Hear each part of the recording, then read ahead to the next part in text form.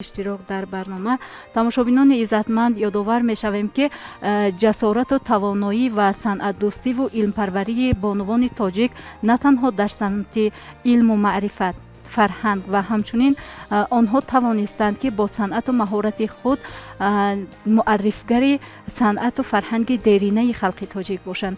Аз ин лиҳоз ин лаҳза бошад навозиши форамеро дар иҷрои ходими хурди илмии шӯъбаи санъатшиносии Академияи миллии илмҳои Тоҷикистон Ёсуман Шокирова манзури шумо мегардонем. Пас он суҳбатро идома хоҳем дод.